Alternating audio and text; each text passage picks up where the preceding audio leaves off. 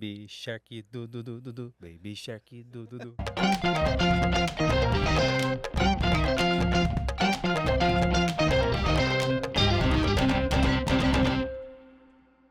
Sejam muito bem-vindos a mais um episódio do TechSec Podcast.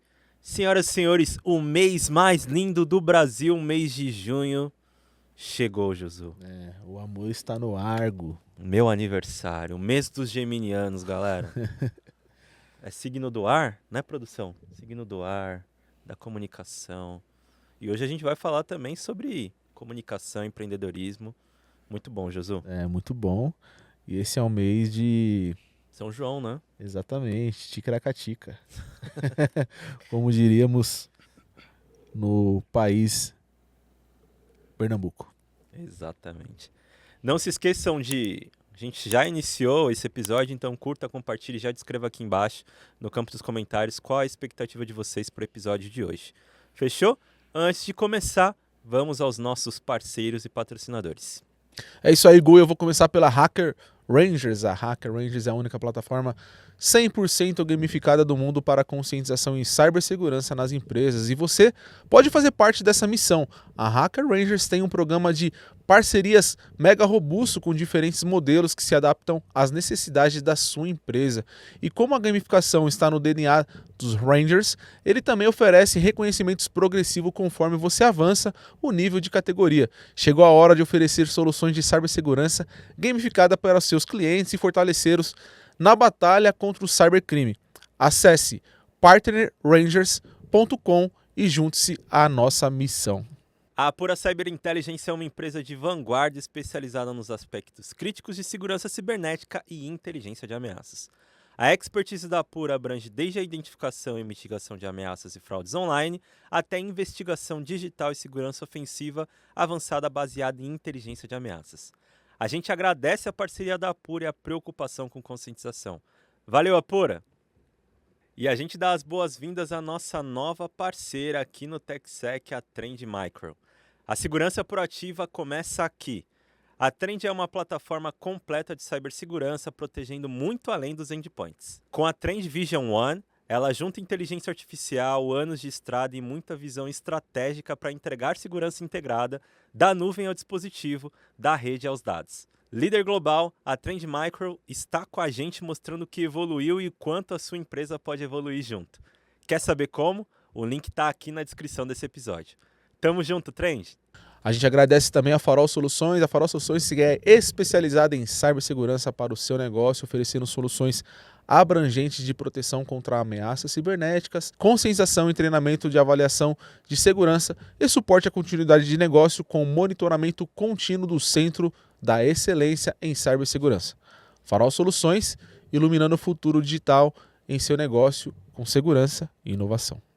E se você já se perguntou, estou sob ataque, algum dado de informação sensível foi roubado, ainda estou em risco? A Purple Bird Security tem a resposta para você. A Purple Bird Security é uma consultoria especializada em resposta a incidente, forense digital e investigação cibernética com uma gama completa de serviços e soluções de segurança ofensiva e defensiva. Eles têm como missão um atendimento de excelência, ajudando principalmente empresas de pequeno e médio porte e também startups, democratizando a cibersegurança no Brasil e fortalecendo a postura da segurança e resiliência cibernética dessas empresas. Mais informações na descrição desse episódio. Valeu, Purple Bird, por acreditar no TechSec e levantar a bandeira da conscientização. E ela G2, brindes personalizados então para você que é pessoa física, pessoa jurídica que quer inovar. Você não quer mais dar os mesmos brindes para os seus parceiros, para as participações em eventos. Você quer eternizar as lembranças. Então a pessoa chega em casa, vai olhar ali, caramba, esse brinde foi confeccionado, foi criado, foi feito pela G2 Brindes Personalizados. Uma infinidade de itens que pode ajudar você a eternizar memórias junto com seus clientes e com convidados dos seus eventos. Mais informações sobre todos os nossos parceiros e patrocinadores aqui na descrição desse episódio. Pulando rapidamente, vamos para a nossa introdução dessa ilustre pessoa do nosso mercado de cibersegurança que está aqui no TechSec pela terceira vez. Como eu disse, é a terceira vez o nosso convidado nessa mesa, contando o episódio 100. Sacou? Você já pode saber muito sobre ele, você que está nos escutando e chegou no TechSec agora, indo ouvir ou assistir o episódio 75 do TechSec Podcast, que aconteceu há mais ou menos 1 ano e meio atrás. Ele é empreendedor, especialista de segurança e já participou de todas as confraternizações que nós já fizemos aqui no TechSec Podcast. Boa. É um cara da galera. Além disso, também é um apoiador assíduo do TechSec Podcast, junto com a empresa dele, a Purple Bird. Senhoras e senhores, muitas curtidas, palmas, barulhos, comentários para ele, Jefferson Macedo. Seja muito bem-vindo, Jeff. Boa. Gus, Josu, obrigado pelo convite. Honra estar aqui 1 ano e meio depois do episódio anterior. Muitas confraternizações passaram. Sim. Alguns cabelos brancos. Eu garanto que mais do que em tempos normais. Mas são ossos do ofício e estou aqui para compartilhar um pouquinho dessas histórias. Mas para falar, você não mudou nada, viu? A gente tem... É claro que não dá para comparar, mas sempre quando a gente fala de responsabilidades, a gente tem lá a imagem do Barack Obama quando começou o mandato, quando ele termina, o papo, etc. 1 ano e meio te fez bem, Jeff, te fez bem. Ganhei belos cabelos brancos. Imperceptíveis até então. Seja bem-vindo, meu amigo. Como o Gu falou, prazerzaço ter você aqui de novo. A gente vai chamar aqui o Jeff de Professor Jefferson hoje, porque o Jeff, além de tudo, é professor também, viu, galera? Já me pararam em alguns eventos, falaram, você falou com o Jeff lá, o professor, ele sempre fala tal, então prazerzaço ter você aqui de novo, meu velho. Na verdade, vocês estão aqui em todos os episódios, né? Sim.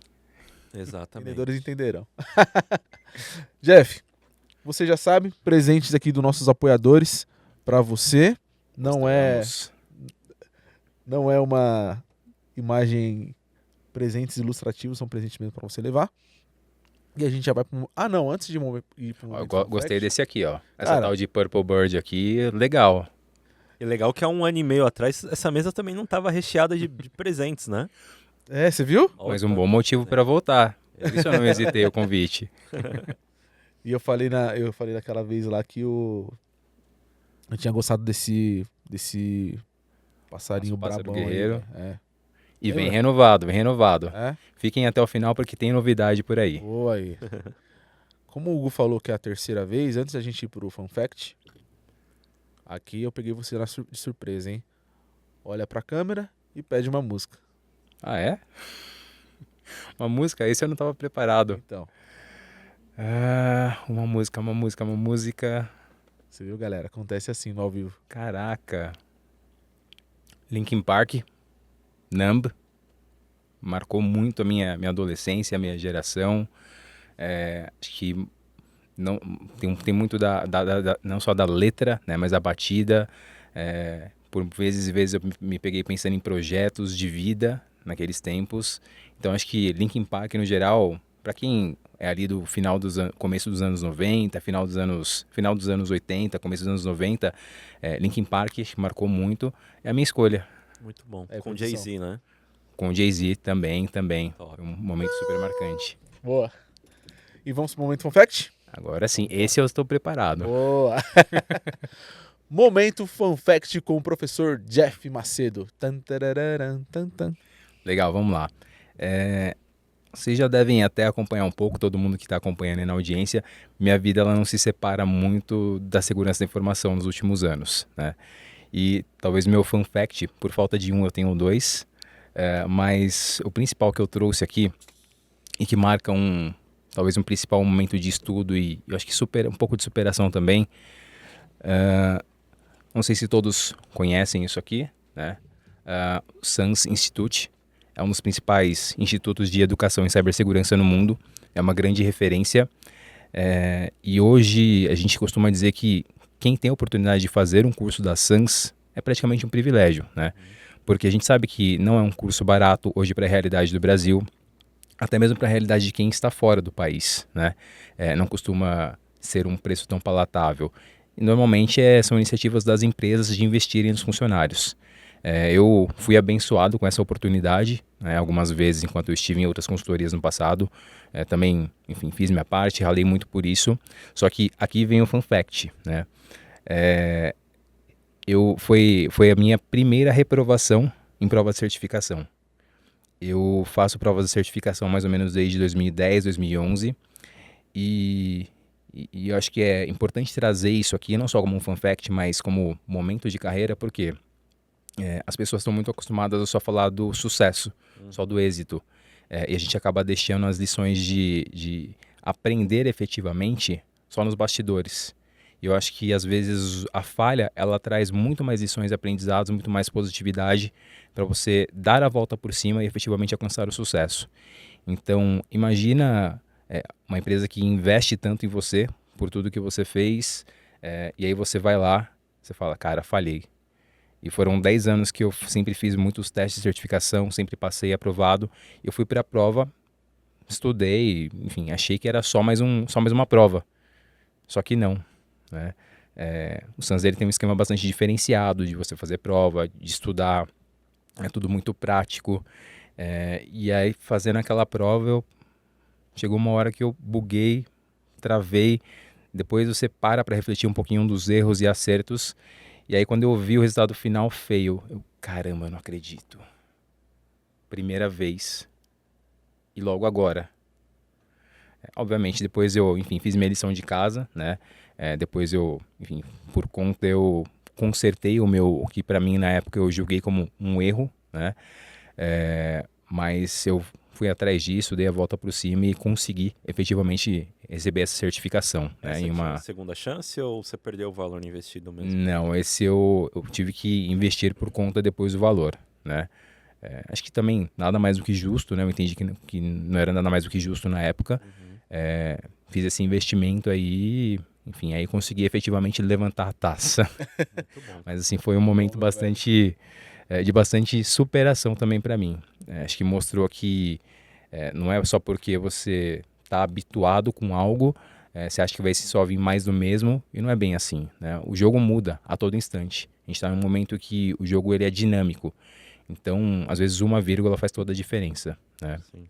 Ô Jeff, aproveitar rapidinho aqui. O que você sentiu quando você foi tirar a segunda vez? Tô perguntando isso porque eu passei por uma experiência parecida, não foi com essa certificação, mas eu reprovei na primeira por uma besteira assim de porcentagem. Quando eu fui tirar a segunda, a minha sensação é que eu tava mais inseguro do que a primeira vez que eu fui. E aí eu fui muito melhor, mas eu tava muito mais inseguro porque eu tinha reprovado, tá ligado? Como que foi pra você a segunda vez, meu velho? Tipo, como você foi? Eu sei que você se preparou mais, mas como tava o coração quando você foi tirar a segunda vez? O coração ele vem com uma sensação de provação, mas talvez uma provação para você mesmo. Você deixa de querer provar para os outros Pra você mesmo, né? e você passa a querer provar para você mesmo. E isso passa a representar uma lição de vida no geral, porque você entende qual que é a coisa do game, qual que é o game de fato, né? Que não é você provar para quem está em volta. O game é você e você. Sim. E é isso que te faz escalar na vida, né? Então, às vezes a gente perde muito tempo, cara, o que será que vão dizer? E às vezes a gente deixa de fazer muita coisa preocupado com a opinião lá fora. Externa, né, mano? A gente fala que, vocês também, né? Isso aqui, todo esforço que vocês fazem aqui também é um grande empreendimento para vocês, né? Tem muita responsabilidade aqui. E às vezes a gente estava até comentando um pouquinho aqui nos bastidores. Às vezes a gente deixa de fazer muita coisa com medo de arriscar, Sim. com medo do que vão falar lá fora. E no final das contas, o game é você e você. Sensacional, meu velho. E você tem outro? Você disse que... Tem mais um. Esse é fã, é curtinho, é fã. Então vai. É, Momento Fun Fact 2 com o professor Jeff. Tan, tararara, tan, tan. Aí. Carbone, que está nos devendo uma visita aqui, né? Sim. É, Quase deu certo. quase deu certo e vai dar. Vamos fazer isso acontecer. Show. Mas todo tipo de happy hour que a gente está junto, ele conta essa história, né? Quando nós trabalhávamos em uma empresa alguns anos atrás, quase 10 anos atrás, e basicamente o setor de computação forense e cibersegurança é composto por eu e ele, né? E eu tinha uma rotina bastante louca de viajar para fazer coleta forense, fazer análise forense em diferentes clientes. Era uma empresa multinacional, então toda semana eu estava em um canto diferente do Brasil. Até que certa vez chegou uma oportunidade para fazer uma coleta forense em uma cidade chamada Sapezal. Vocês já ouviram falar de Sapezal? São Paulo? Eu não. Interior do Mato Grosso. Nossa. E aí, sabe aquela típica cidade que você chega, só tem a igreja, a delegacia e uma praça em volta? Caramba, velho. O desafio foi chegar naquela cidade, porque não tem aeroporto próximo, então eu tive que ir de avião até, se não me engano, Sinop. Cuiabá. Cuiabá, depois peguei o carro, fui até, acho que Rondônia, na região. Caramba. Então foi um rolê que eu saí de São Paulo às 6 da manhã para chegar às 6 da tarde no cliente, mais de 400 km de BR com um carro alugado. A diversão que ele se racha, ele conta toda vez, em todo o happy hour, é porque naquela época eu não sabia dirigir carro automático. Eu sempre fui acostumado a dirigir carro manual. E aí, quando estavam preparando a viagem, eu peguei a folha de conferência, carro automático. Caraca, eu não sei dirigir carro automático. Ah, eu vou aprender agora. Vou aprender agora. Só que no final das contas era vergonha de pedir pro pessoal, troca por um carro manual aqui, né? E aí, cara, eu cheguei no aeroporto da cidadezinha, tinha mais 400 km de BR pela frente. E aí eu cheguei, peguei o carro, peguei a chave, fui tentar ligar o carro Uhum. e não saía do lugar. E eu, meu Deus, o que que eu faço? Meu pai, me dá sua mão, abençoa. E eu ligava, aí acelerava e não saía do lugar. Aquele monte de letra aqui no câmbio. E agora? Aí eu, sagazmente, né? 10 anos atrás a gente não tinha um 4G bom como tem hoje em dia, né? Aí o que que eu fiz? Como dirigir EcoSport automático no YouTube. Pé no freio. Só que o detalhe foi, não tinha sinal na cidade. Caraca, Aí eu velho. pensei, cara, eu vou pensar o seguinte, eu vou voltar pro aeroporto, vou voltar lá na locadora de carros, vou falar que deu problema, troca para um manual aqui. Só que eu voltei pra dentro lá do aeroporto minúsculo também, de cidade pequena. E aí já não tinha mais ninguém, Putz. porque era meio que o horário de almoço deles. Caramba. Cadê o pessoal que estava aqui? Ah, eles foram lá para outra unidade que fica no centro da cidade, né? E eu, caramba, e agora? Aí lá volta eu vou ter que sair daqui. Sim. Aí vai, se mexe, pisa, acelera, mexe pra cá, pra lá, letra. Aí, opa, andou. Opa, pisou, andou. Aí fui, engasgando. Sabe aquele momento que você fala, cara, hoje eu vou embora. Hoje eu passo pra uma melhor. Aí depois também foi só o susto inicial, aí aprendi de vez. Mas é a história que ele conta pra todo mundo em todo o happy hour. Mas como que você descobriu como ligar o carro? Foi pisando. Saquei. Pisando ali, ligou, chave normal. Só que o meu problema naquele tempo sempre foi ele entender qual que era a dinâmica de marcha. Entendi. Porque simplesmente não existe marcha, né? Você coloca ali No drive, né? e vai. E até entender isso, Saquei. só que eu levei meus 5 minutos iniciais ali, né? E o carro naquela. Ô Jeff, você chegou a fazer o erro básico de quem não manja de carro automático. É pisar com o pé esquerdo no freio. Você lembra disso? Com o isqueiro, não, mas eu lembro que teve uns coices. Porque, tipo, tem os dois pedais, acelerador. E, velho, se você vai com o pé esquerdo, Achando que é embreagem, né? meu velho. Tenta fazer isso. Tenta você, em casa. Em casa não, né? Num lugar seguro. Meu velho, o carro dá um. Porque você não tem o controle, velho. É muito louco. Mas foi uma aventura e tanto, olha. Mas E depois você uns 5 confere. minutinhos, BR 400 km à frente, cheguei na tal da cidade de Sapezal, depois de mais de 12 horas de percurso, né? E aí veio outro desafio, porque a gente tinha que tem fazer uma mais. operação em uma delegacia local. Era coleta de um telefone por conta de um evento que havia ocorrido lá. E aí tomei mais um chá de cansaço do delegado da época. E aí o segundo fato curioso foi você chegar em uma cidade minúscula, você chega para ser atendido, aí o pessoal da delegacia fala o seguinte, espera um pouquinho, o delegado já tá vindo porque ele foi atender uma ocorrência na cidade vizinha que mataram não sei quantos. Meu Deus, Caramba, velho. onde que eu vim parar? Mas o Brasil tem dessas, né? É muito louco. Né? Assim, são realidades distantes, né? Você dormiu lá? Não, eu foi também um pouquinho de falta de planejamento na época, né?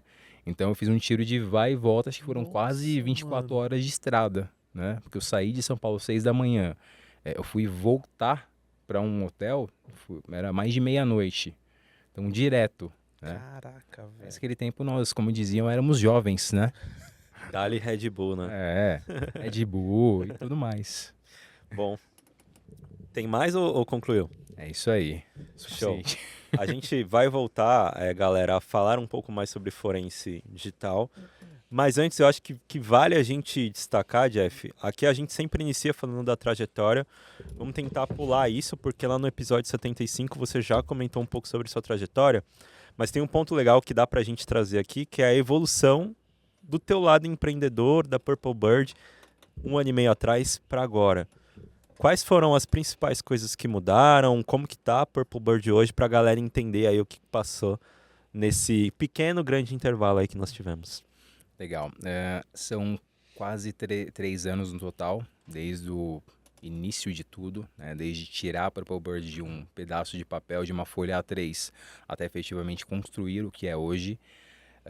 Desafios, obviamente, não faltaram, mas hoje nós temos uma realidade diferente, principalmente minha por conta do conhecimento que foi adquirido ao longo desse tempo, né? Eu tenho dito muito que tem muita coisa que eu tenho aprendido na marra. O que é aprender na marra? É você quebrando a cabeça todo dia, né? Você descobre que... acho que o legal da jornada é que eu passei por diferentes lados do balcão. Então eu comecei a minha carreira como cliente, passei por consultoria e agora eu estou no lado consultoria e empreendendo, né? Uhum. Então trazer um pouquinho desse começo, lá no começo em que a gente não tinha efetivamente uma perspectiva, eu não sabia muito bem o que eu ia enfrentar, sabia que tinha um mercado, sabia que tinha um propósito, né? E acho que é uma coisa muito que eu costumo dizer muito para o pessoal, é propósito. Acho que quem empreende no Brasil, né, não só no Brasil, mas em qualquer canto, é propósito. Você que quer empreender única e exclusivamente baseado em quanto eu vou ganhar daqui a X tempo, assim, a gente acabou de falar de estatísticas do Sebrae, né? Uma empresa ela costuma sobreviver ali até o seu 2º ano. A partir do 2º ano ele já costuma, ali que a gente fala, pô, legal, vamos começar a tomar um corpo para a próxima fase. Então acho que só do passar ali da estatística, né, acho que foi um primeiro ponto positivo nosso. Então muita coisa eu tenho aprendido meio que na tentativa e erro, e é uma coisa que eu falo muito dentro de casa para o pessoal que está hoje com a gente, e para todos que passaram por algum projeto conosco. Tente rápido para acertar rápido, e se errar, erre rápido para corrigir ainda mais rápido, né? Então ter o dinamismo do dia a dia, cara, errei, eu não tenho problema com errar. Acho que o problema é zero errar. O pior problema é você não tentar, né?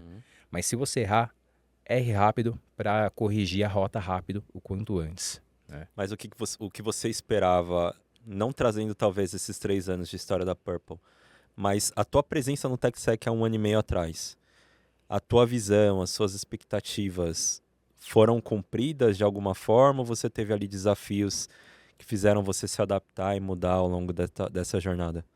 É um dia a dia de adaptação e readaptação, né? São temas diferentes que você tem que estudar a todo instante. Eu costumo dizer hoje para o pessoal que aquele meu estudo técnico, só baseado em respostas a acidentes e forense, eu ainda tenho isso no dia a dia, eu ainda sou muito mão na massa. Só que cada dia que se passa, esse estudo ele tem perdido o espaço para outros temas que vão requerer minha atenção como fundador da empresa. Legal. Então é um curso de gestão, é um curso de vendas. O pessoal que acha que vendas é só bater na porta dos outros e tá aqui meu produto. Não é. Você tem técnica. É uma função nobríssima, mas que você tem técnica, que você precisa aprender a fazer as coisas. Então, olhando para esse último ano e meio, acho que eu posso destacar muito do adaptar e readaptar, muito por conta do futuro que você precisa olhar. E acho que um outro ponto aqui que eu sempre comento com o pessoal eu não sei o que vai ser da Purple com 5 anos. Eu tenho meus objetivos. Eu tenho um cenário que eu imagino. Só que eu também tenho problema zero de chegar daqui a 5 anos e falar, cara, não deu certo. Não deu certo, vou voltar para o mercado, vou colocar meu selinho Open to Work. Tenho muito orgulho dos 5 anos que eu absorvi de experiência como empreendedor, empreendedor em segurança, né? De ter entendido os desafios do mercado. Então, acho que isso mostra muito do que a gente tem tentado construir aí para o mercado, não só como mais uma consultoria, mas como uma proposta de valor efetivamente.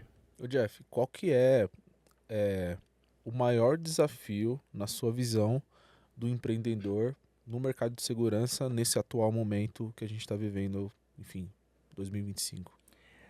Josu, eu vou te dizer que volta e meia a gente anda quilômetros para frente, para trás, para os lados, só que os nossos desafios continuam sendo os mesmos. Primeiro, cultura de segurança. Isso não muda. Eu tenho dito em muitas palestras, muitas rodas de conversa que o mundo todo tem falado de AI, quantum computing, o mundo tem falado de machine learning, todo mundo tem falado do hype. Só que a gente não está fazendo o básico bem feito. A gente está falhando em fazer o básico bem feito. E esse é o grande problema. E está associado com um dos principais desafios de empreender em segurança. Então, primeiro, fazer o cliente entender a cultura de segurança. Fazer ele entender que a segurança não é igual o seguro do carro, ou melhor, né? Não é imaginar que eu só vou me preocupar depois que eu bater o carro. Hoje é a realidade. As pessoas só se preocupam depois que o carro bate, né? Aconteceu o acidente. E é difícil mudar essa cultura. Muitas empresas aprendem pela dor, outras mesmo com a dor não aprendem, né? Então acho que é um primeiro desafio, mudar essa cultura, e vocês com certeza também passam muito dessa dor, acho que todos nós que estamos no mercado passamos por essa dor. Eu acho que um segundo desafio aqui, aí a gente já fala de empreender não somente em segurança, mas empreender em geral, empreender Brasil. E é uma outra coisa curiosa que eu absorvi nos últimos anos, que foi o seguinte: você passa, meio que, é curioso, você passa a observar tudo à sua volta como efetivamente empreendimento e cálculo das coisas, cálculo de como, será que compensa isso? Né? Até um negócio curioso, eu tava com a minha esposa, às vezes a gente vai em um outro restaurante, aí já vem automático aquele feeling de, cara, tem 30 mesas aqui, 30 mesas, tantos garçons, prato, ticket médio, aquele negócio vira involuntário, né? Você começa a pensar nessa conta. E é algo que você faz no seu dia a dia também. Nós estávamos no shopping no final de semana, ela até passou em frente a uma loja que ela queria comprar uma pelúcia para a filhada dela. E ela passou assim, ai que caro. Eu olhei, eu falei, não tá caro. Mas o porquê que para mim o veio automático não tá caro? Porque eu passei até essa visão de que R$ 120 em uma pelúcia não é só os R$ 120 da pelúcia. Sim. O cara que está vendendo ali na frente da loja, ele tem uma margem mínima de retorno. Tem o preço de produção, tem o preço ali da pessoa do transporte, tem o preço da pessoa que faz a primeira frente de negociação, Sim. tem quem vai ser comissionado. Então, quem está ali na ponta, valor do aluguel da loja. Então, assim, não é caro. Então, você passa a dar mais valor e entender isso como um dos desafios, né? Por isso que não é simples empreender. Não é simples, cara. Não é simples. Tem muita lição e eu me considero uma pessoa muito abençoada por ter vivido, estar vivendo essas diferentes frentes. De novo, passei pelo lado cliente, passei pelo lado consultoria, hoje consultoria em empreendedor. Então, acho que cada dia que se passa, eu acho que eu agradeço muito por essa experiência que eu tô vivendo. Mas você falou um negócio que eu acho legal colocar aqui. É até legal o exemplo que você deu da pelúcia. Porque às vezes algo que tem um valor menor e segurança que tem um valor bem grande, comparado até com a questão de seguro que você falou, as pessoas podem de alguma forma negligenciar. Você acha que faz sentido até por essa questão de cultura, que existe certa negligência, então eu preciso ver acontecendo, que nem você falou da batida, para mim ir lá e investir. Ainda mais quando a gente fala de forense, que a gente já falou aqui sobre, o Hélio falou, quantas vezes você chama o bombeiro para vir ver o seu... Pra avaliar Para avaliar, né? Você só vem depois, que aconteceu toda a catástrofe, né? Enfim, vocês acham que existe isso, Jeff? Certa negligência com relação ao tema para o empreendedor? Eu não vou dizer que negligência. Acho que talvez negligência Muito pesado. é muito pesado. Eu acho que ainda é muito desconhecimento. A gente tem uma rotina de todo dia tentar prospectar clientes diferentes, até pela nossa proposta de atacar, né? Aqui atacar entre aspas, muito mais PMEs, startups, o meio que a gente chama de meio da pirâmide. A gente acaba encontrando muitas empresas que de fato não estão preparadas. E às vezes tem semana, entre a semana, sai semana, eu estou fazendo ali uma apresentação de pentest, uma proposta de pentest, e eu estou tendo que explicar as mesmas coisas, né? O que é um white box, o que é um gray box, o que é um black box. Que dentro da nossa bolha de segurança, você fala, cara, isso é mais do mesmo. Só que não. A nossa bolha é uma pequena porcentagem do mundo, né? Tem uma bolha muito maior de tecnologia, de empresas no geral, de indústria, empreendedores no geral, que não conhecem a nossa realidade. Sim. Então eu classificaria muito mais como uma falta de conhecimento. E assim, querendo ou não, o conhecimento de segurança, ele ainda é um privilégio para poucos. Eu vou fazer talvez uma pergunta, não tá na pauta, gente, e pessoal, acho que, Jeff. Eu vejo que você é muito participativo nos eventos. Acho que no ano passado você participou de um evento de inovação, tecnologia, alguma coisa assim. Conta pra mim, é claro que era um evento ali de empreendimentos, né, empreendedores, mas quem sabia desses empreendedores sobre cibersegurança nas rodas que você conversava? Só pra gente entender se cibersegurança é de fato um assunto presente nessas mesas de empreendedores, sabe? Pouquíssimo presente. Eles têm, de fato, acho que mais um ponto da jornada como empreendedor, né? Ainda mais nesse início de carreira. Você precisa estar conectado com as pessoas em diferentes grupos, diferentes públicos. Vocês sabem que se você ficar somente na bolha de segurança, você não vai conseguir efetivamente decolar. Você precisa olhar para outros públicos. Você precisa diversificar, né? E de fato eu tenho tentado muito disso. Estar em diferentes rodas, diferentes públicos, conversar com diferentes pessoas, pescar as necessidades, entender qual que é a dor do público. Eu acho que um outro desafio é ouvir as pessoas. A gente está em um momento no mundo que é difícil fazer o exercício de escuta, né? Não é todo mundo que está a fim de escutar a dor do cliente de fato. Sim. Então, andando por esses eventos foi que eu de fato ganho, não só ganhei, mas eu ganho cada vez mais essa consciência de que as pessoas ainda não sabem o que é cibersegurança. Elas sabem que tem uma tal de LGPD por aí, que não sei se pegou ou não pegou, que vaza dados, eu posso ser punido, mas eu nunca vi ninguém ser punido. E é esse o nível de conhecimento das pessoas, né? Eu perguntei porque eu já participei de algumas rodas como essas e você não sente um acolhimento quando você fala cibersegurança. É até estranho, sabe? A galera falando. Cibersegurança, De cara. comer, de passar no cabelo. Segurança de TI, né? E aí começam essas confusões de conceitos ali. Mas eu vejo que a galera, ela confunde muito com hackers. É coisa de hacker ou a LGPD, que sai muito. Mas acaba não acolhendo, assim como, putz, eu trabalho com administração, com financeira, logística, etc. Nós ainda somos alienígenas. Cara. É legal esse lance da Fora do bolha, né? nicho. Sim. Bom saber. Complementando, como que você tem, complementando e puxando esse gancho que o Josu trouxe relacionado aos desafios do empreendedor, como você tem lidado com esses desafios? Uma coisa é participar de eventos, conversar com as pessoas, networking com pessoas de diferentes nichos, estudo, mas o que mais? O que mais você pode contar pra gente, pra pessoa que está nos assistindo e quer entender um pouco mais de empreendedorismo com você? Eu falei agora há pouco do comercial, mas olha, Vendas, essa parte comercial também. é um desafio, Por quê? cara. Deixa eu mandar o meu primeiro recado, né?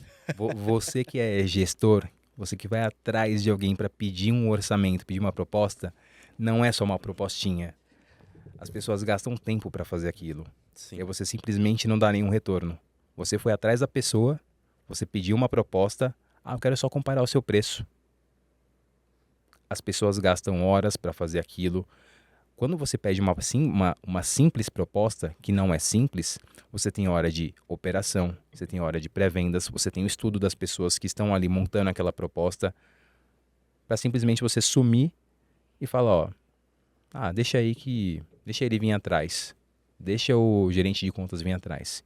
E não é assim, eu tenho feito um exercício que é o seguinte, custa R$0 do seu budget você dar um retorno para a pessoa, ainda que seja, mudou a nossa prioridade, não vai dar certo, não vai rolar. Então, eu acho que o primeiro desafio é aprender a lidar com esse ponto do relacionamento com as pessoas. Sim, né? cara. Porque você também, na posição de empreendedor, comercial, faz tudo como principal responsável da empresa, você tem que atender. E você quer isso. Esse é o seu objetivo, é atender as pessoas. Só que eu vou te falar que é um belo de um desafio, né? Esperar, você disse. Porque eu acho que eu já tive esses erros, assim, de pedir proposta e não dar o retorno, né? Até você sentir na pele ali quando você tá do outro lado. Exato. Mas acho que o brasileiro, no geral, ele tem esse receio de, putz, ai, cara, não sei como eu vou falar pro Jeff que eu não quero no momento, ou que eu escolhi outro, né? Então, acho que ser sincero e transparente vai ajudar ambos os lados, né? Eu prefiro ouvir ou não. Eu prefiro ouvir ou não do que ficar sem retorno. Ou até cozinhar, puta, volta daqui 3 meses, mas você já sabe que daqui 3 meses Não vai rolar. Você vai falar um não, né? Exato. Então, pô, fala não já de cara. Galera, acho- do começo, vamos falar não. Vamos falar mais nãos. Eu acho que não só nesse aspecto, mas a gente deixa de falar na vida muitos nãos que complicam a nossa vida como um todo lá na frente, né? Eu acho legal esse lance que o Gu falou do brasileiro, velho. Eu tive muita trava esse negócio de falar do brasileiro e tal, mas eu acho legal o que você trouxe, porque às vezes o cara quer ser simpático. Sim, Jeff, manda lá pra mim, velho, eu vou ver tal. Sim. E aí esse ser simpático atrapalha o processo, porque, velho, se você já sabe que vai dar um bloco, faz sentido o que você tá falando, velho, nesse momento não faz sentido, por motivo X, volta momento tal, mas é a sinceridade, né, Jeff? Você... Exato. Perfeito, meu velho, eu acho que é Mas eu legal. acredito também que você pode ser bem maduro em relação a ouvir nãos. Eu vejo que existem account managers ali que eles não querem e não são maduros para ouvir não. Então, às vezes a galera não quer falar não porque eles ficam cozinhando. Mas por que não? Deixa eu tentar mais uma vez, deixa eu te ligar. E aí, meu, é mais, Ah, tá. mais A cansativo chatice, ainda, né? sabe? Então, eu acho que não são todos os comerciais que estão preparados para ouvir não também. Você tem, acho que o grande quê da questão é o perfil ser humano. Boa. Perfil ser humano. Eu acho que é a questão de você se preparar também como pessoa, como inteligência emocional. Exato. Cara. Vai acontecer. Vai acontecer. Então, saiba falar o não, só que também saiba aceitar o não. Exatamente. Até onde vai fazer sentido você correr atrás de um não? Até onde dá pra reverter aquele não? Será que faz sentido reverter aquele não? Às vezes, let it go. Deixe ir. E é isso. Como dizem, the show must go on. Show precisa seguir. É isso. O que vem por aí da Purple? Você já falou, cara, eu tenho aqui as minhas expectativas para 5 anos, mas não necessariamente pode acontecer, e aí eu tenho a minha virada de jogo, né, a sua resiliência. Mas o que vem por aí você já pode contar pra gente de novidade, de inovação? Obviamente tem muita coisa boa para acontecer, algumas que ainda não posso revelar. Deixei alguns spoilers aí na B-Sides, né? A gente está em um momento bastante especial a nível de resultado, de crescimento. Só para vocês terem um pouco de ideia, quando a gente fala de Purple Bird, de novo, apesar de ser uma equipe ainda enxuta, a gente vem próximo de completar o 3º ano e ano após ano praticamente fazendo aí 100% de resultado, né? Obviamente tem um custo, o custo é menos descanso, né? Mas de novo, sempre estive preparado para isso, o pessoal que está conosco tem comprado muito bem essa briga. Então, tudo isso, esse barulho aqui, entre aspas, que a gente tem causado no mercado, tem atraído holofotes para a gente. Isso tem sido holofotes bastante positivos. Então, acredito que aí, dentro de algum tempo, tem um movimento bem bacana aí para a gente anunciar para o mercado. Isso também causa muito com o momento de transformação que nós estamos entrando. Então, estamos próximos de completar o 3º ano de operação. Dei os spoilers na B-Sides, né? Então, o pessoal que recebeu o nosso adesivinho novo, Então, nós temos aqui o nosso pássaro guerreiro, né? Que desde o momento zero ele nos acompanha. Só que esse pássaro também está se transformando. Então, do momento zero e até 1 ano e meio atrás que eu estive aqui, nós estávamos como o passarinho tentando firmar as pernas para correr. Acho que agora a gente já começa a dar aquela primeira ciscada de voo. Para que efetivamente, quando daqui mais um ano e meio, eu espero voltar aqui para a gente falar, ó, voamos. Efetivamente alçamos voo. Então tem bastante coisa legal para acontecer. Nós estamos em um momento e também é muito de um aprendizado que a gente vai errando, aprendendo, corrigindo rota, que é um pouco da transformação da nossa identidade visual. Então, eu muito por conta da minha formação de mercado, as pessoas enxergaram por muito tempo o Jeff e depois a Purple Bird como especialistas em resposta a incidente e forense digital. Porque eu sempre falei, querendo ou não, isso sempre foi o que me moveu. Eu sei que não é um momento agradável para o cliente, mas aquilo é o que me faz mover o coração. É uma resposta a incidente, é uma forense, é entender como que aconteceu no ambiente, é remontar o quebra-cabeças. Então isso, assim, para mim é o que faz brilhar o olho, é o que faz o coração bater. Mas eu senti que nós somos conhecedores, entendedores de outros sistemas de segurança. Então, tem muitos clientes que vêm até nós pedindo um pentest, pedindo uma governança de segurança, uma consultoria em SOC. Então, muito do que nós estamos fazendo agora é parte de uma transformação da nossa identidade visual, reforçando um pouco mais a inteligência em segurança, que é um dos aspectos que nós queremos focar mais.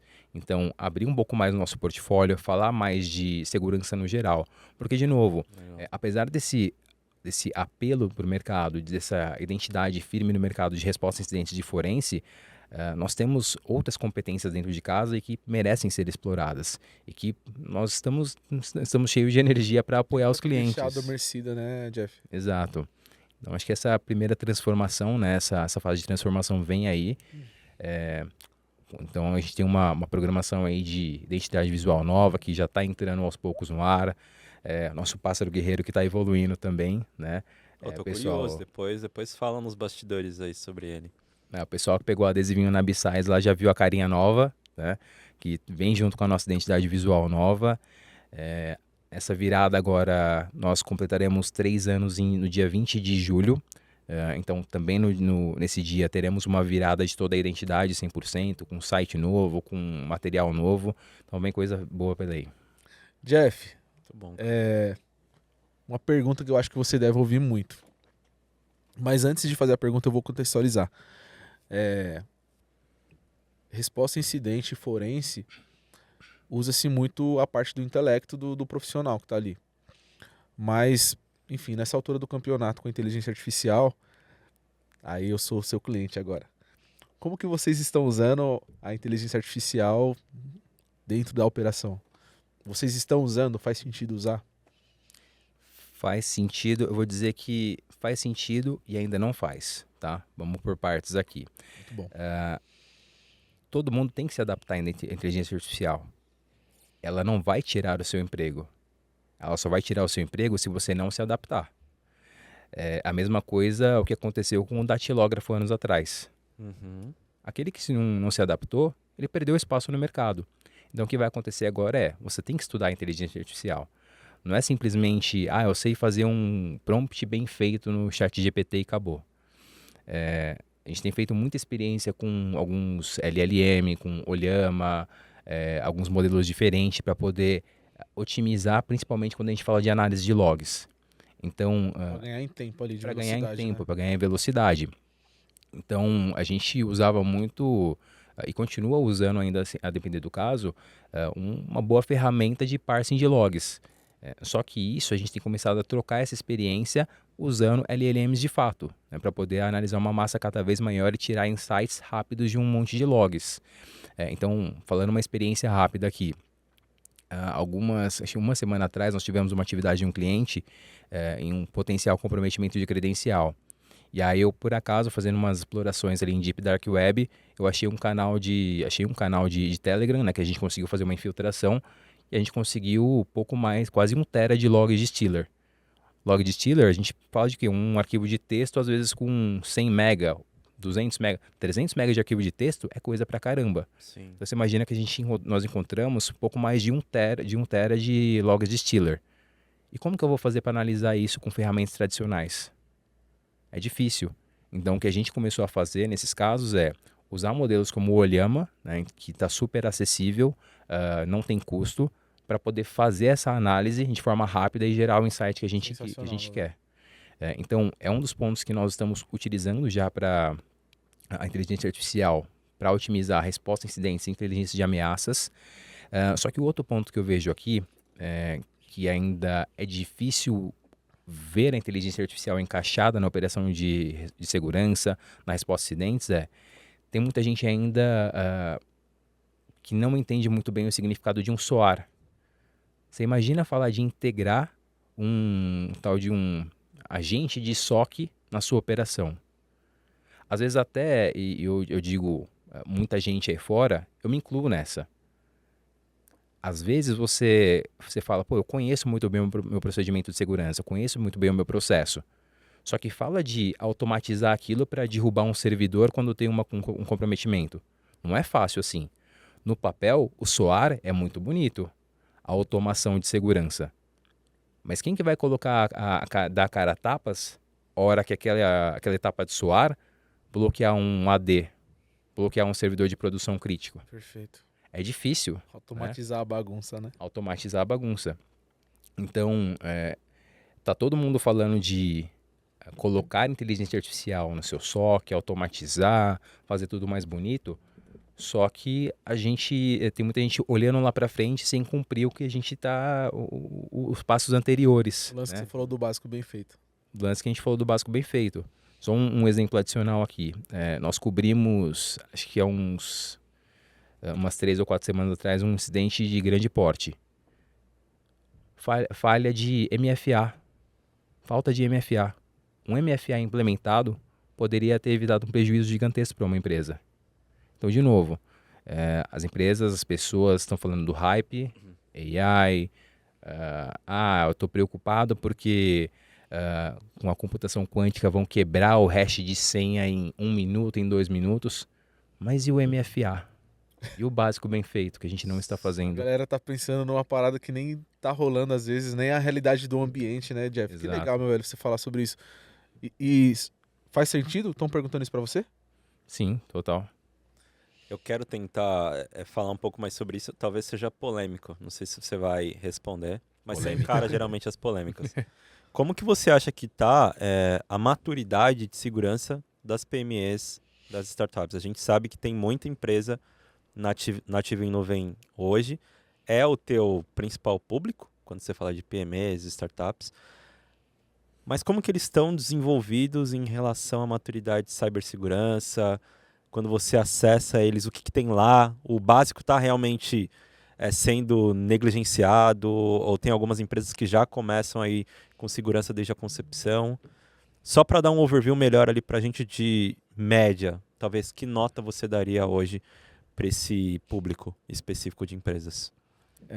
Eu vou mudar o discurso aqui, não necessariamente atribuir uma nota, Gus. Eu acho que o ponto nós voltamos aqui naquela etapa da falta de conhecimento.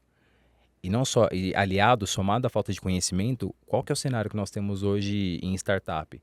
A startup, ela é concebida para entrar em produtividade rápido. Tem muita gente apostando dinheiro na startup, mas quer ver o retorno rápido.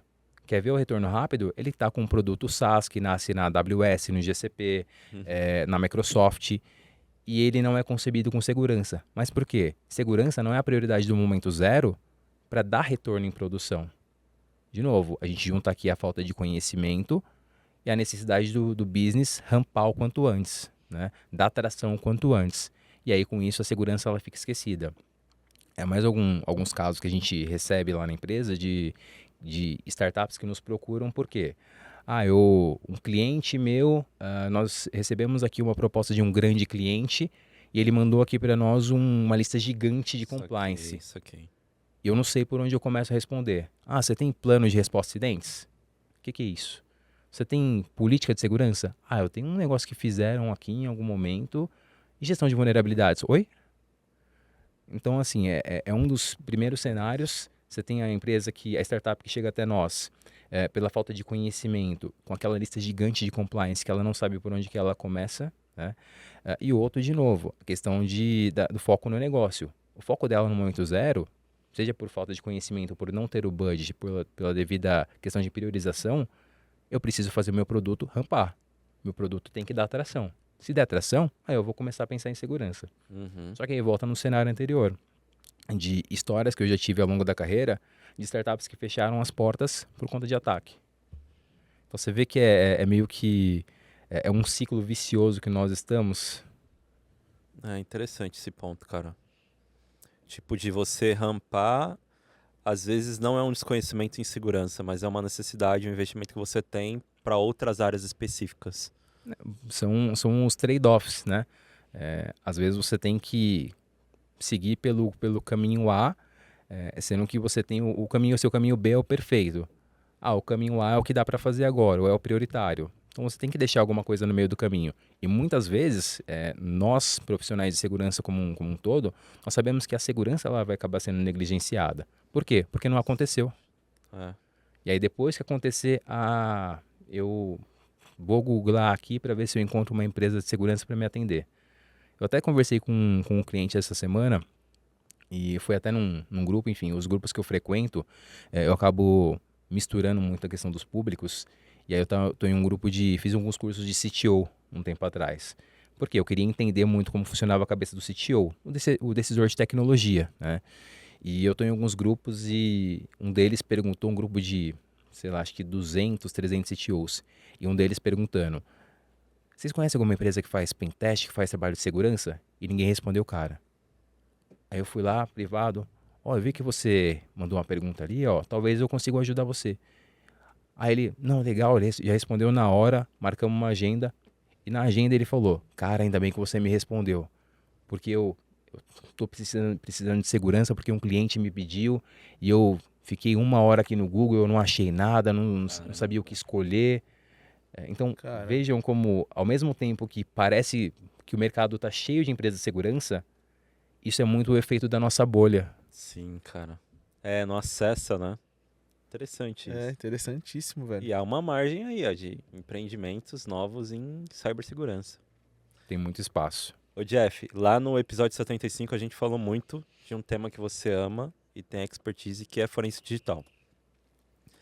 Eu não tô dentro dessa bolha, eu acho que essa é uma bolha da bolha dentro de cibersegurança e a gente acaba não vendo tanta inovação em relação à perícia. Eu acabo não vendo. Mas existe alguma inovação dentro desse tema, dentro dessa disciplina que você pode contar aqui pra gente? Algo novo que tá rolando? Tem algo bem interessante que eu tenho estudado, e tudo que eu estudo, ele sempre acaba voltando para as bases da computação. E é algo que, enfim, eu como docente, eu perturbo os alunos de forma insuportável. Todo dia eu chego na sala, galera, não adianta vocês quererem me falar de AI, de ChatGPT, não adianta querer me falar de ataque, XSS, enfim, de qualquer que seja o ataque, se você não tiver a base da computação. Então, eu procuro sempre focar no estudo da base. O que é o estudo da base, por exemplo? Algumas semanas atrás eu me deparei com um tema que é Resilient File System, ou seja, sistemas de arquivos resilientes. Então a gente está saindo de um modelo da Microsoft em que a gente vai deixar de trabalhar com NTFS aos poucos, né, que é um modelo convencional do particionamento de sistemas de arquivos do Windows, e aos poucos a gente vai começar a migrar para o que a gente chama de Resilient File System, ou File System Resiliente, digamos assim, ou a sigla REFS. Só que esse chamado Resilient File System, ele já está em produção desde 2012. Só que ele está começando a ganhar espaço no mercado. Ele vai começar a ganhar espaço no mercado, por quê? Porque a partir de...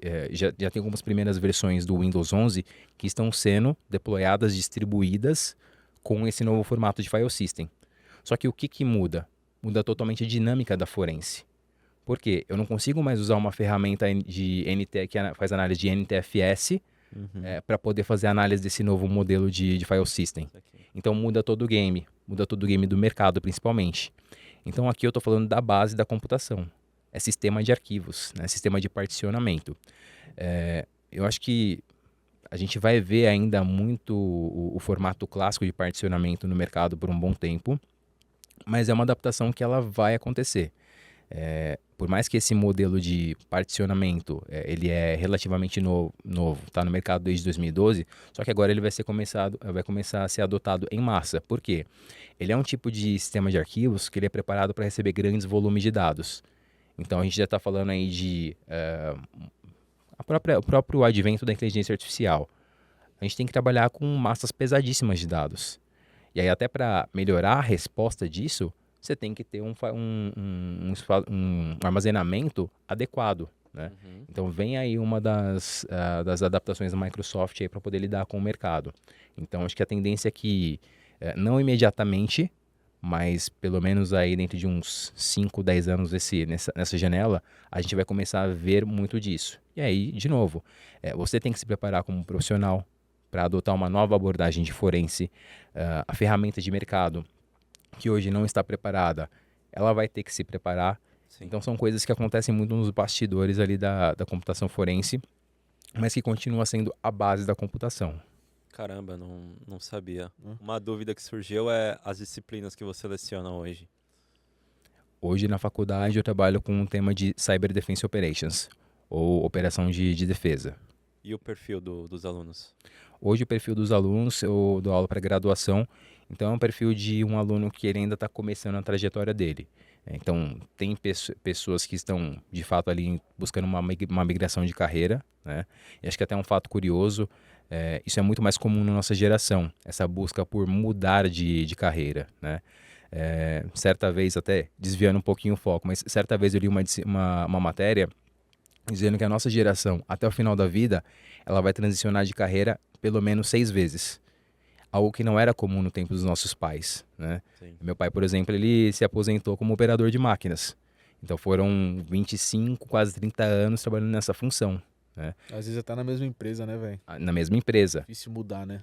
Eu mesmo acho que eu já estou na minha 3ª transição de carreira, né? Hoje eu estou há mais de 15 anos de segurança TI, só que eu já passei por RH, já passei por manutenção industrial, né? Ah, você já foi também do RH? Não sabia. Já fui de RH. Minha experiência inicial foi como RH como aprendiz administrativo em uma indústria. E aí lá eu fiquei 2 anos trabalhando como RH, fiz uma transição para o setor de manutenção industrial, área mais de exatas, né? Caramba, cara. E ali que eu comecei a ter os meus primeiros contatos com rede, que aí era crimpar cabo de rede, era entrar dentro de piso de data center, passava bastante frio ali dentro, né? Quem nunca teve a experiência de puxar cabo de rede, né? Então ali começou a surgir a paixão pela área de tecnologia. Ô Jeff, você que tá no meio acadêmico há um tempo já e você tá inspirado a molecada, inclusive, como eu falei, já teve aluno seu que veio falar comigo, você conhece o Jeff e tal, eu até te falei. O que essa geração tem buscado em segurança? Eu vi que você falou no começo, quando o Gupo fez a pergunta com relação a empreender, você falou assim, tem que ter a questão do... Qual a palavra que você usou, cara? Você usou uma palavra-chave. Qual que é a motivação? Tem que ter motivação. Propósito, né? Propósito. Excelente. Qual tem sido o propósito dessa galera? É a questão de grana, porque segurança dá grana, que há um tempo atrás, antes da pandemia, era isso. Trabalho com segurança que dá muita grana. Depois, na pandemia, isso subiu. Continua assim ou a galera... o que a galera tem buscado? Acho que isso é legal a galera saber aqui que nos assiste. Tem muita gente que ainda está apegada, está presa aos tempos que a pandemia trouxe, né? Ao que a pandemia trouxe. Foi basicamente a disputa no mercado por profissionais. A mesma coisa foi a área de TI naquele tempo, né? Eu preciso de um dev, preciso de um dev, preciso de um dev. Pega a pessoa que fez um cursinho ali de X horas e já começou a escrever 2 linhas de código. Só que esse cara, hoje ele está ficando sem emprego. Por quê? Porque a dinâmica do mercado mudou, né? Então, tem muita gente com esse perfil de que tá ainda preso naquela hype, que foi aquele momento, né? Obviamente, tem pessoas que você nota no olho, você vê o brilho no olho quando a pessoa é apaixonada por aquilo efetivamente, né? Que não é só mais uma onda de Mr. Robot ou de qualquer outro seriado. Então, assim, você tem diferentes públicos. Você tem desde aquele aventureiro também, né? Que, eu vim aqui porque meus pais disseram que era para eu fazer uma faculdade. Ganha bem. E que ganha bem, né? Eu vim porque eu não quero ficar em casa sem fazer nada. Então, você tem diferentes públicos. Só que eu sou uma pessoa muito apaixonada pela docência. Isso me move demais. Acho que é a nossa realidade no Brasil como professores no geral, né?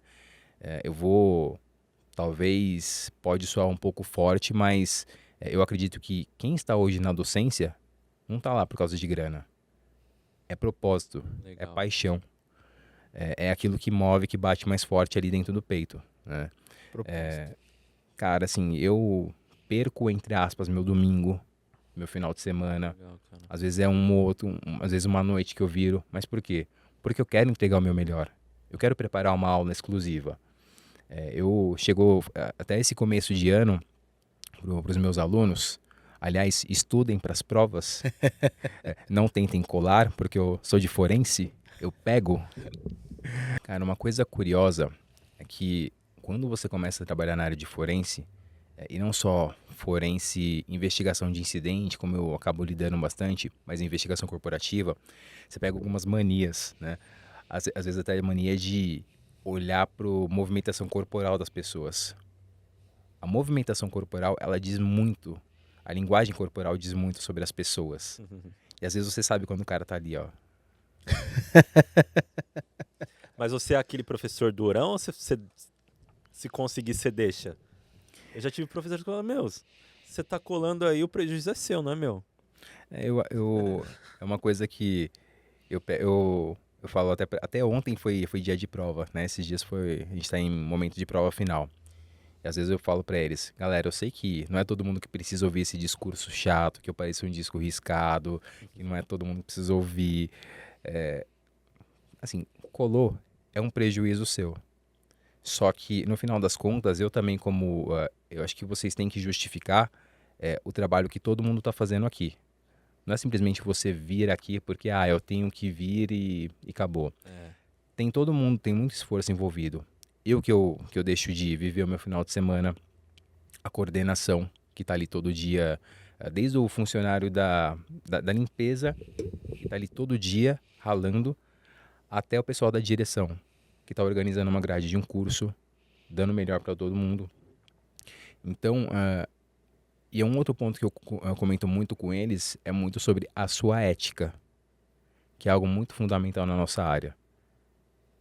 A sua cola, legal, eu acho que, cara, eu sou estudante também, eu já fui estudante, eu sei como é difícil às vezes a rotina, né? Só que às vezes o problema não é só você cometer o erro, você persistir nele. Sim. E às vezes isso diz muito mais respeito sobre a sua ética como pessoa. Isso na nossa área é crítico. Caramba, você já come a mente dos caras, velho. Eu prefiro pegar... eu prefiro pegar da sala alguém que eu confio e que tem ética do que o cara que manja muito. Pô, faz sentido. De novo, a nossa área, a gente estava falando aqui até então de bolhas, né? A nossa área que ao mesmo tempo parece gigante, só que você pula de canto em canto, você sempre vai encontrar as mesmas pessoas. Mas se você se portou errado em um canto, Exatamente. acabou E a sua até dentro carreira. da sala de aula. E até na sala de aula. Né? Faz sentido. Então eu falo muito para eles, o que eu dou de bronca em vocês, o que eu pego no pé para que vocês me escutem, o que eu estou ensinando que parece ser mais do mesmo, é porque eu quero ter a certeza que a gente vai se encontrar amanhã no mercado. Eu falo para eles, eu não sou só mais um acadêmico que está aqui passando um monte de teoria para vocês. Eu estou enxergando o mercado. Eu estou formando vocês porque eu quero pessoas boas no mercado. Então eu quero ter a certeza que se amanhã eu for trabalhar com vocês, liderando vocês, ou mesmo se vocês forem me liderarem um projeto, eu quero ter a certeza de que você foi formado, muito bem formado, Muito bom. e que tem preceitos éticos. Então, o pessoal, eu tenho meu momento chato, né? Meu momento professor turrão, mas nada mais justo do que eu cobro deles a dedicação que eu tenho em preparar uma aula com todo carinho, em preparar uma aula com toda a dedicação. Então, assim, para mim a docência de novo, é algo que brilha os olhos. Assim como Resposta Dentes, assim como forense, assim como agora empreender, acho que tudo na minha vida tem sido muito pelo propósito. E é legal você falar isso, né? A gente já conversou isso aqui em outros episódios. O Gu vai lembrar. O mercado, galera, alunos aí do professor Jeff, percebe os profissionais rasos, velho. Não tem como, tá ligado? Às vezes o cara tá apavorando, assim, mas o Gu até brincou no episódio recente. Nos grupos de WhatsApp, os caras tá falando, velho, esse cara aqui, não sei não, velho. O quanto isso rola, né? É. Isso rola, é louco, né? Porque as pessoas falam, velho, e é muito louco isso. Então, assim, e aí às vezes o cara fala, meu, tô estourando aqui. Mas se você for avaliado, se você colocar seu currículo na mesa, lascou, velho. As pessoas estão te vendo, tá ligado? E é muito legal você falar isso desde a base ali, a galera tá estudando, porque, de novo, o mercado nota, velho. Pode ser que ele não te fale, mas a galera tá falando dentro de algum grupo. Eu acho que em segurança, ainda mais nós que estamos atuando com gestão, a gente quando está entrevistando algum candidato para uma vaga específica, a gente não vai mais como antes. Ah, eu confiei nesse cara aqui, ele é o escolhido, ele é o ideal para a posição. A gente gostou do cara, mas a gente tenta procurar ali alguns contatos para ver se faz sentido, se o cara ali não está jogando uma engenharia social. Gu. Então, cuidem desse relacionamento, sabe? Do networking, dessa ética, como o professor disse, que é bastante importante. E você, recrutador, recrutadora, quer saber como contratar os melhores profissionais? Fale comigo, meus alunos são os melhores. Um molinho especial dessa pergunta que o Josu fez, curiosidade minha. Essa galera, seus alunos, eles já vão para aula com alguma área já definida?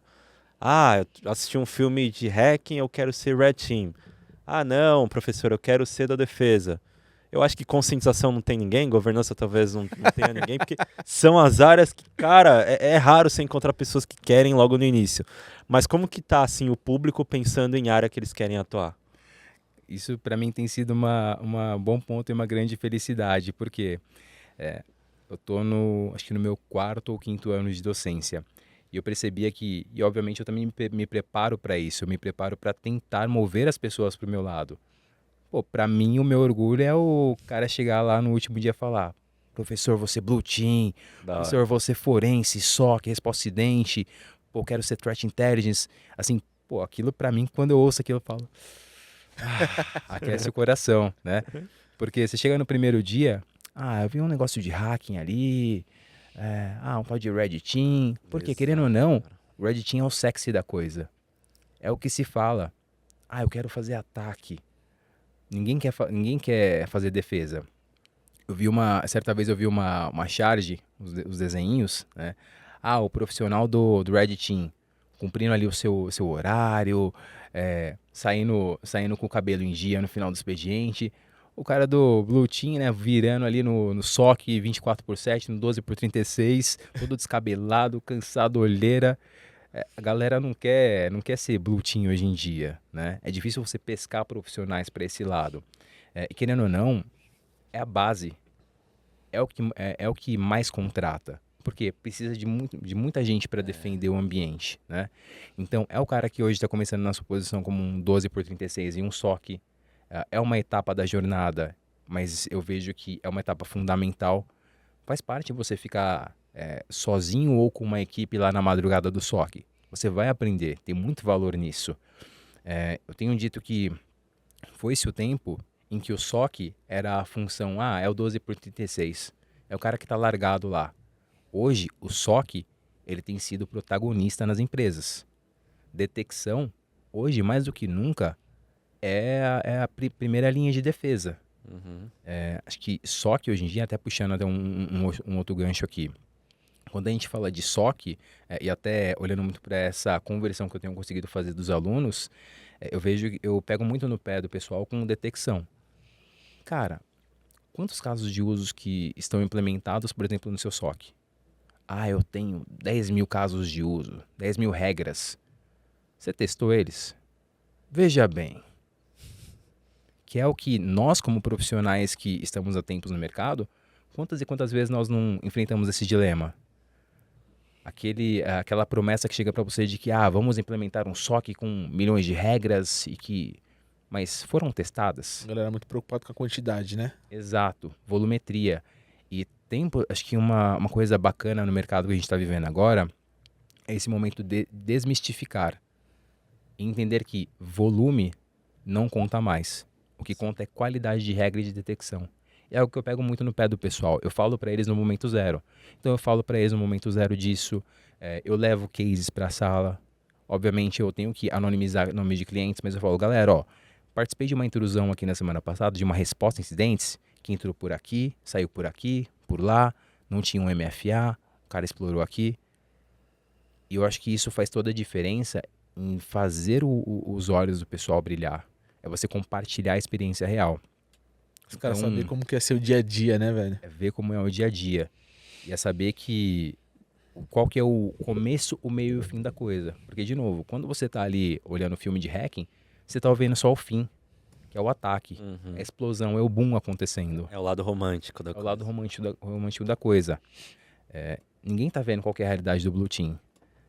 Eu acho que isso é uma missão que eu tenho particularmente, modéstia à parte, eu tenho me orgulhado muito. Acho que nas últimas turmas, cada vez mais, eu tenho conseguido converter mais pessoas. Que continue a missão. Boa. Muito bom. O Bezerra, ele fala uma parada que... Renato Bezerra, meu diretor. Ele fala sempre um negócio muito legal referente a SOC. Ele fala, velho, o bom SOC não é aquele que detecta mais rápido, mas sim o que responde mais rápido.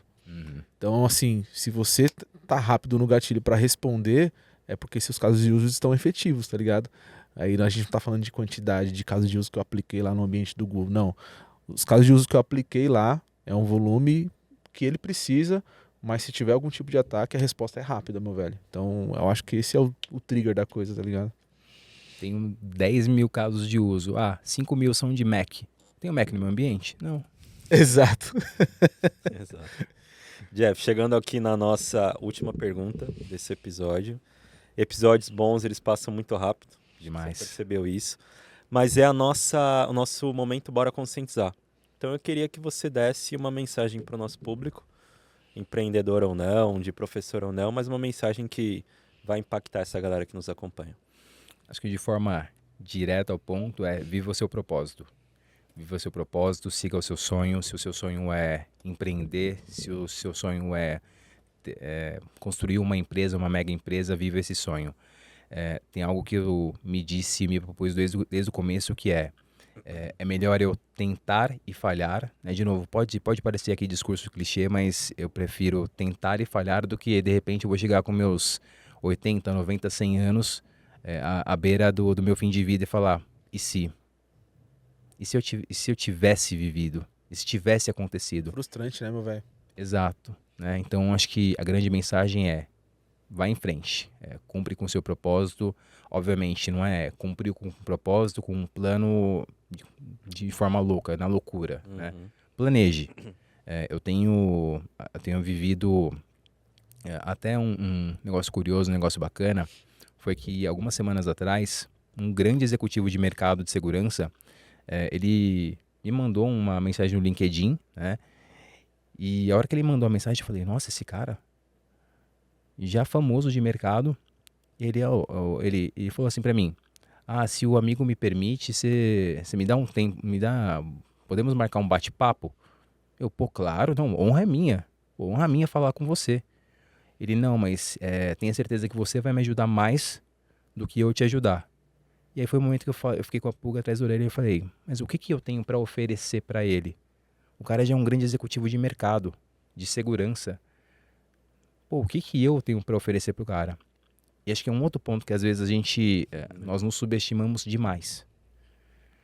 Às vezes a gente tem um potencial enorme escondido e a gente negligencia isso de novo, por conta do nosso ambiente, por conta dos medos. E aí no final das contas, eu fiquei 1 hora conversando com esse grande executivo de mercado, ele está fazendo uma transição, né, também, saindo aí da área de um CLT, de uma grande consultoria. E ele vai empreender também, né? E quando a gente encerrou 1 hora de conversa, eu falei, cara, eu compartilhei muito insight bom com esse cara. E ele no final ele falou, cara, assim, você me compartilhou um monte de pontos que eu não estava nem imaginando. Que legal. E de novo, são coisas que, por mais que ele é uma pessoa mais velha do que eu, cara, eu vivi na prática. Então, acho que é a nossa oportunidade de viver o propósito na prática. Viva o seu projeto, viva seu sonho, seja na área de segurança, na área de tecnologia no geral. Ah, eu quero ir para o MasterChef. Cara, treina e vai. Vai e vive seu propósito. Acho que é o grande momento, bora conscientizar. Viva seu propósito, independente do que quer que seja. Que legal, Jeff, cara. Muito bom Você é um mesmo. cara muito legal, né? É. O que você achou dessa sua terceira participação no TechSec? Fantástica, como sempre. Obrigado a vocês demais, vocês têm feito um trabalho brilhante aqui no TechSec. Acho que vocês também têm um pouco desse sentimento do que era há muito tempo atrás, né? Vocês falam muito da jornada que começou lá no quarto e hoje olha o que vocês construíram também. Então, assim, estou muito honrado de estar aqui novamente com vocês. Parabéns para nós como empreendedores, né? A gente sabe que não é um caminho fácil, mas que no final das contas é propósito. A gente vive tudo isso aqui por propósito. Jeff, obrigado, meu velho. Inspirador. Mais uma vez, assim. Inspirador. A gente se encontra em evento, tá se encontrando aqui, como o Gu bem falou, a terceira vez. É inspirador, velho, ver você falando. A questão que você falou da docência, sua questão de propósito em empreender, acreditar no TechSec, que é a questão de mudar a cultura, não só. E aí, quando a gente fala de TechSec, tá falando de cultura de forma geral, e você acredita nisso, como o Jeff, como o Purple Bird. Então, meu velho, obrigado pelos insights. Estudem, alunos, vai ter prova em breve. E vida longa para sua carreira, para Purple Bird, e conte com a gente, meu velho. Obrigado. Tamo super junto. Antes de encerrar, agradecendo aí os nossos parceiros Hacker Rangers, Trend Micro, Apura, Purple Bird, Farol Soluções, G2 Brindes Personalizados e você, TechSecker, que claro, nos acompanha sempre por aqui. Um ótimo mês de junho. Até o próximo episódio e Bora conscientizar. valeu!